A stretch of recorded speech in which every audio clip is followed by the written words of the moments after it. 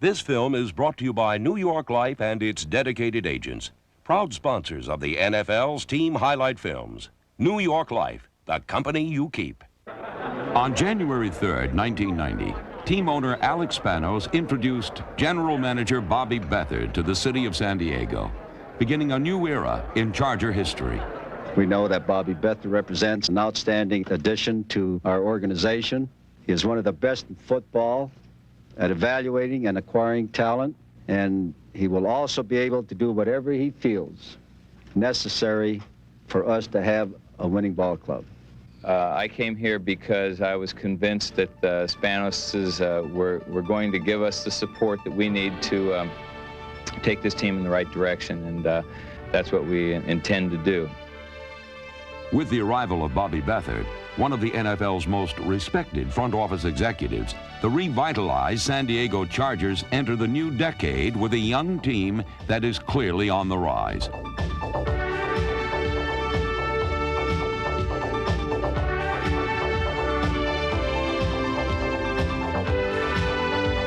Beathard will build on the 1989 improvement begun under head coach Dan Henning. In his first season in charge, Henning kept what worked and began to change what did not, leading in a style that earned the respect and confidence of his players.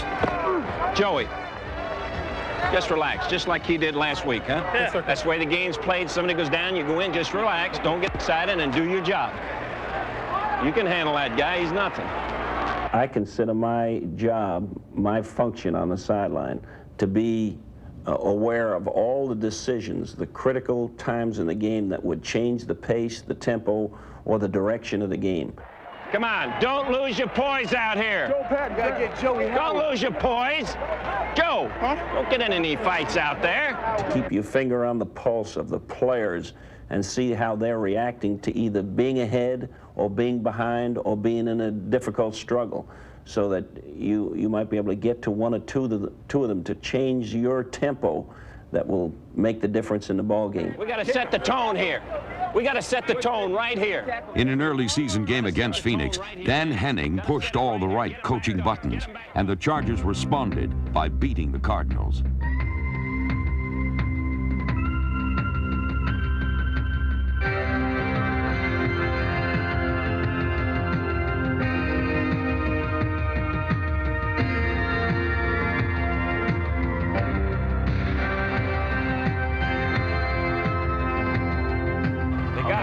Knock him off the ball. There's no question about it.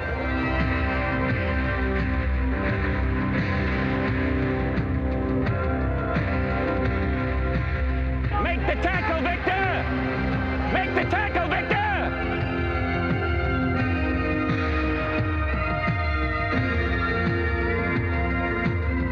All right, he's going to make yards here. Just a matter of how many. I want to get this thing into the end zone for a touchdown. Come on after us. Come on after us, you son of a... Blitz out. Blitz out. When Early goes in motion to the right. Here comes an all-out blitz. They pick it up. He looks, throws to the end zone. Caught! Touchdown, Anthony Miller! Damn good play. He looked back for the football. It's clean every time. 2nd and 9. Overboom wants to throw. Lots of time. Pump fakes. Now throws. Caught by Farrell. Fumbles the ball. It's loose. It's picked up by the Chargers down the field. Billy Ray Smith scores! Touchdown, San Diego! You want that big play stuff, don't you? I want it. I want it. I hear all these things about people wanting to get high on drugs and something. You want to get high? Coach in the NFL. In 1989, the Chargers tied opposing offenses in knots, leading the conference in quarterback sacks while becoming the 6th best defense in the NFL. Well, the defensive scheme we have here is an aggressive turnover type of a scheme. We want to create turnovers, and we want to dictate the tempo.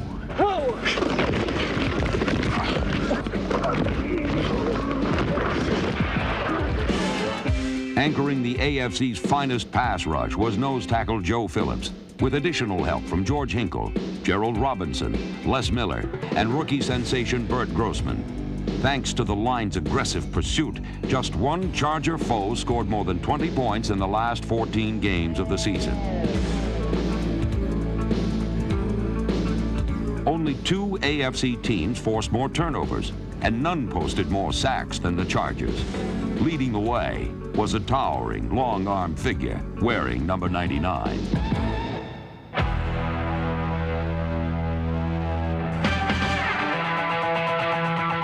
Never let it be said that Lee Williams' reach exceeds his grasp. There are too many opposing ball carriers who know otherwise.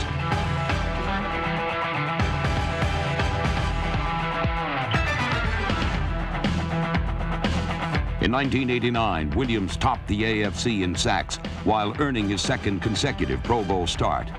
By the end of next season, Lee will likely be the best all-time pass rusher in Charger history.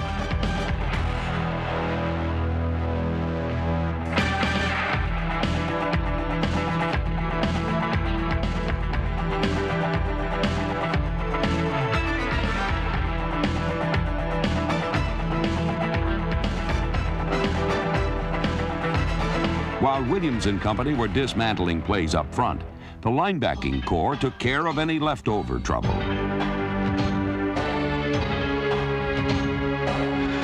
Plugging the inside were number 51, Cedric Figaro, and number 50, Gary Plummer, the team's leading tackler for the second straight year.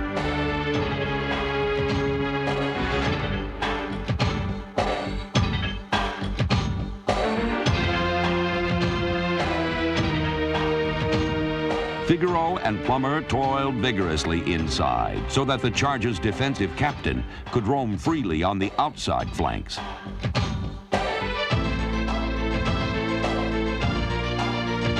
After an injury-plagued season in '88, a healthy Billy Ray Smith was back with a vengeance, making the kinds of plays that have placed him among the NFL's elite outside linebackers.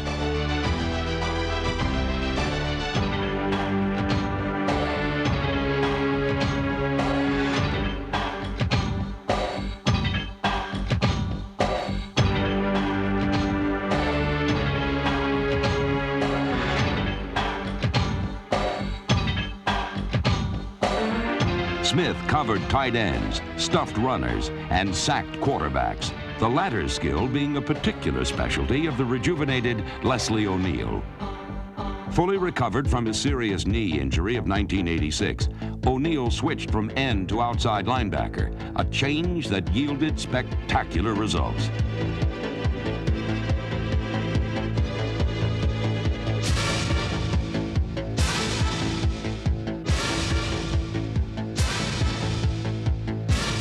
I feel a lot fresher playing the outside linebacker. I think it's very positive for me. It keeps me into the game because I'm playing the different positions, and also it helps me help other people. Just the fact that I can run and roam, a lot of freedom, trying to make things happen. And what we want to do is stop a team right off the bat on first and second down and put them in a situation where they have to pass the ball. And then you're playing athletes against athletes. Any athlete against O'Neal was a mismatch, as Leslie earned All-Pro and Pro Bowl honors, with the most sacks of any linebacker in the AFC. He's just a persevering guy with outstanding ability, and I would say at this point in time that he's a better player now than he was before he got hurt. Equally as dominant among defensive backs was veteran corner Gil Byrd, number 22.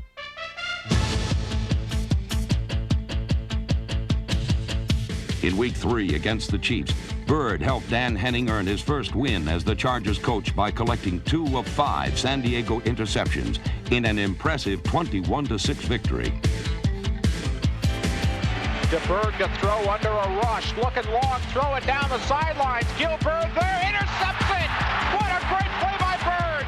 For the second straight season, Byrd paced the Chargers in pass thefts and became San Diego's second all-time leading interceptor. Also making an entry into the team record book was Vincey Glenn's 81-yard fumble recovery against the Giants. Here is the give to Carthon, the fullback, fumbles the ball, it's loose, San Diego's got it! It's stolen away! Vincey Glenn to the 40, to the 50, to the 40, he is gonna go all the way! Touchdown, San Diego, Vincey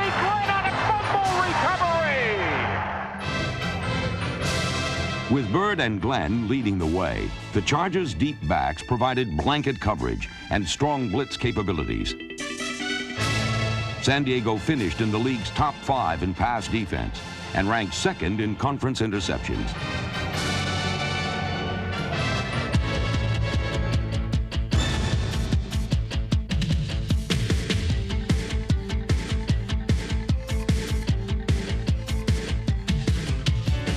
Martin Bayless, Sammy Seal, Lester Lyles, and Michael Brooks rounded out one of the best Chargers secondaries in recent memory. They truly excelled as the last line of defense in San Diego's outstanding defensive unit of 1989.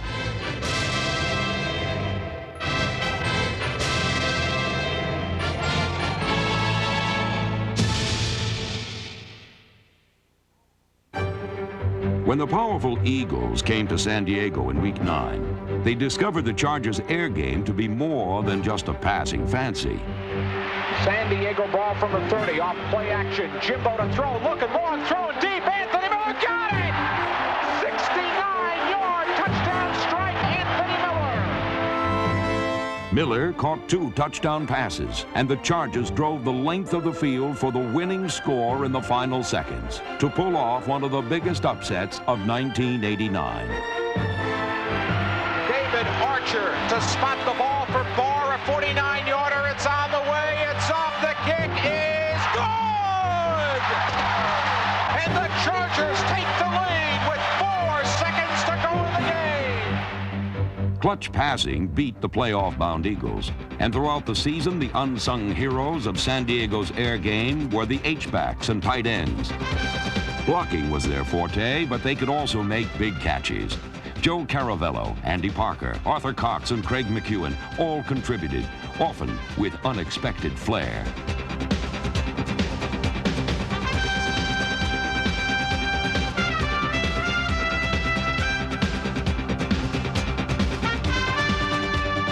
When healthy, the H-back who prospered most in the Charger offense was Rod Bernstein.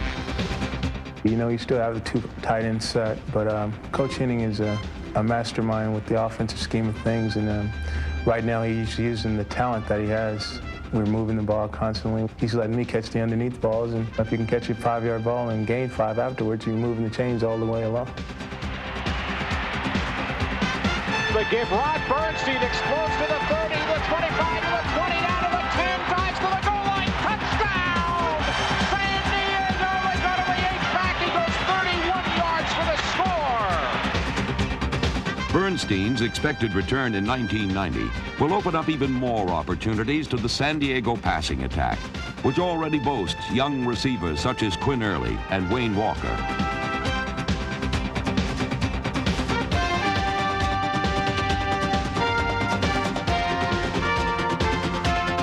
In 1990, quarterbacks Billy Joe Tolliver, David Archer, and Mark Vlasic will throw to these targets as well as 1989's most valuable Charger, Anthony Miller.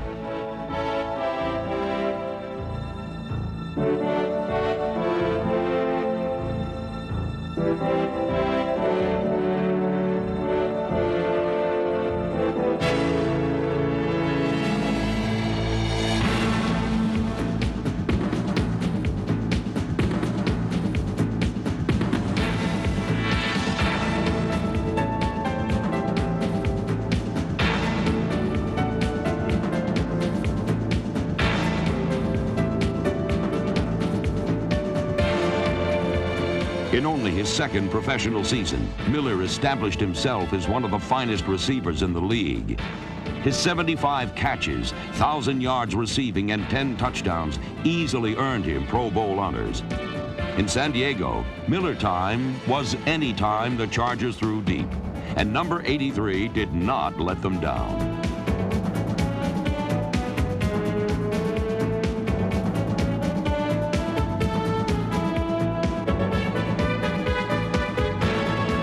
Miller's touchdowns always seemed to come in the clutch, and none was more timely than his kickoff return before a nationwide TV audience in Week 10 that helped send the Raiders down to defeat. Check, check. Traeger kicks off for the Raiders. It's high and short. Anthony Miller at the 10, ahead to the 15, to the 20, accelerates to the 25, to the 30, busted to the 40, to the 50, down the sideline. He is going to go all the way. Touchdown, San Diego, Anthony Miller. The Chargers got additional offensive firepower from their running backs.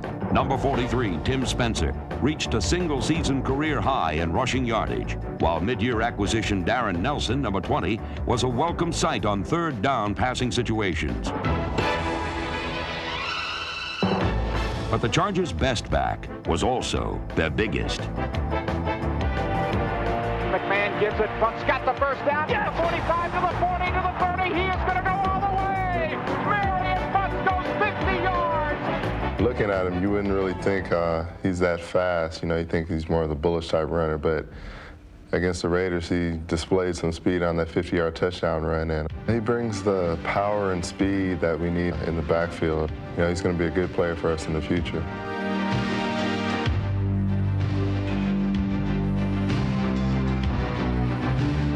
A seventh-round draft pick with less than 70 college career carries, Butts led the Chargers in rushing and scored 9 touchdowns. Running behind the veteran line of David Richards, Broderick Thompson, Joel Patton, Dennis McKnight, Joey Howard, and Courtney Hall, Butts will continue to carve out his rugged reputation yard by yard. We drafted Marion Butts because he can run the ball as well as block and be a special team player.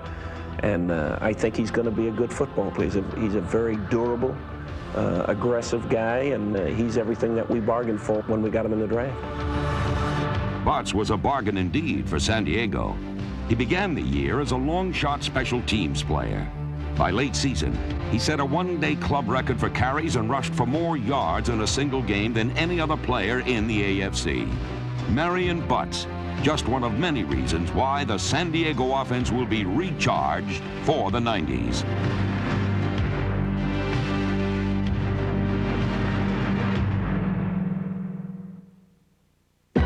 In 1990, the Chargers will be looking for improved play on their special teams. Leading the way will be David Brandon and number 59, Ken Woodard, last season's Special Teams Player of the Year.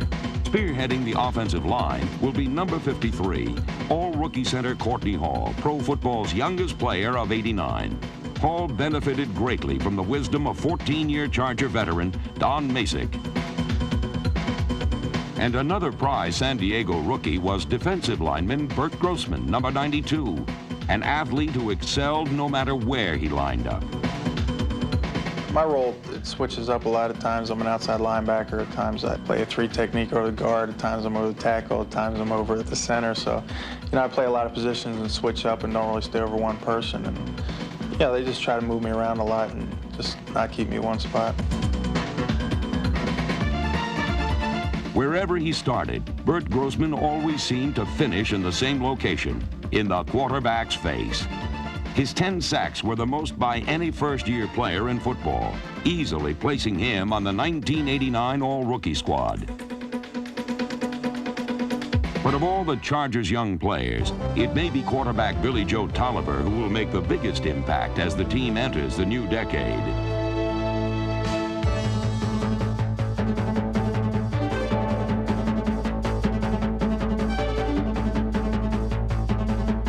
In a late season start against the Redskins, Tolliver threw for 2 touchdowns and 350 yards, a team rookie record.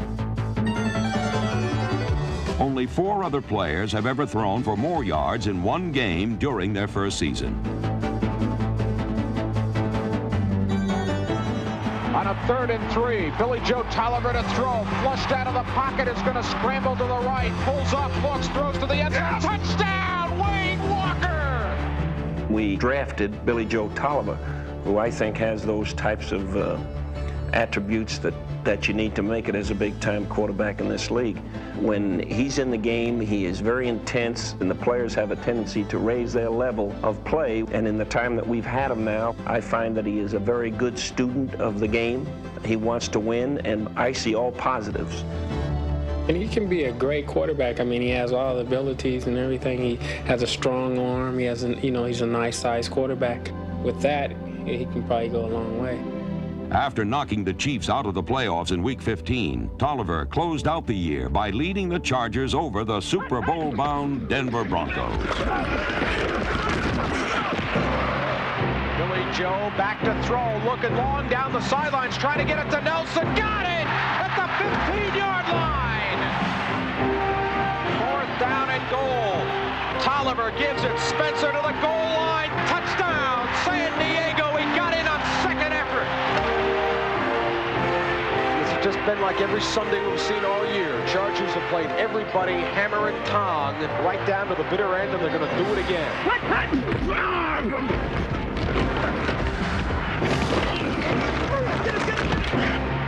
Kubiak to throw, gets hit, gets sacked.